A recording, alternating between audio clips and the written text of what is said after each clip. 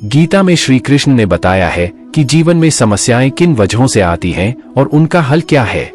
गीता के अनुसार गलत सोच ही जीवन की एकमात्र समस्या है, वहीं सही ज्ञान ही हमारी सभी समस्याओं का अंतिम समाधान है।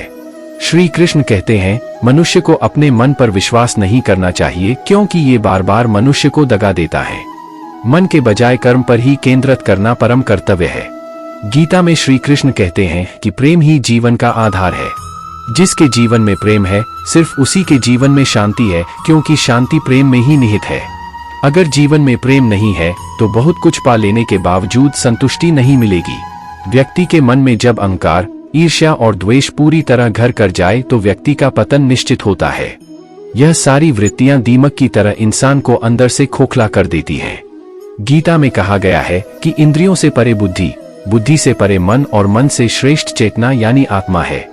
बिना आत्मा के कोई कर्म नहीं हो सकता। शिक्षा ऐसी होनी चाहिए जो चरित्र का निर्माण करे।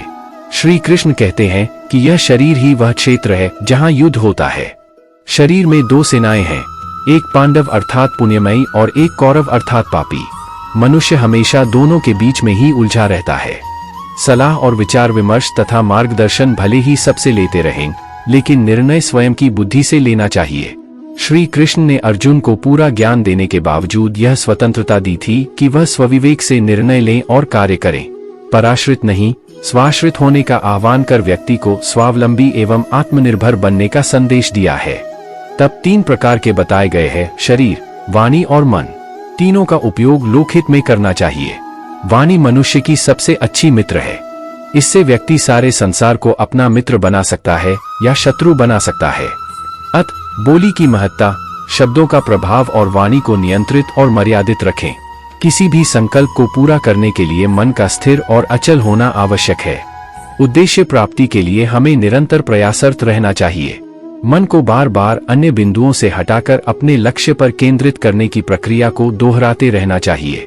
इस प्रक्रिया का चमत्कारिक प्रभाव देखने को मिलता है और कार्य तल्लीनता से संपन्न होता है। इसलिए लक्ष्य के प्रति रुचि जागरूक करना चाहिए। आगत विगत की चिंता से मुक्त होकर कर्मपथ पर आगे बढ़ते जाना चाहिए। घटनाएं प्रकृति के घटनाक्रम की कड़ी हैं और वे समयानुसार घटती रहती हैं। अनावश्यक चिंताओं में उलझना जीवन के अमूल्य समय को नष्ट करना है। इसलिए तनाव रहित होकर अपना कर्म करते जाना चाहिए। जीवन में प्रगति के लिए मन मस्तिष्क के साथ साथ तन का स्वस्थ रहना भी जरूरी है। कोई भी कार्य शरीर के द्वारा किया जाता है। यदि शरीर अस्वस्थ है तो वह कभी भी कोई कार्य नहीं कर पाएगा। शरीर साधना बेहद जरूरी है।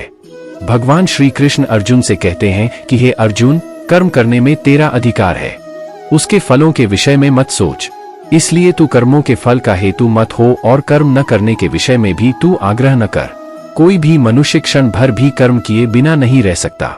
सभी प्राणी प्रकृति के अधीन हैं और प्रकृति अपने अनुसार हर प्राणी से कर्म करवाती है और उसके परिणाम भी देती है।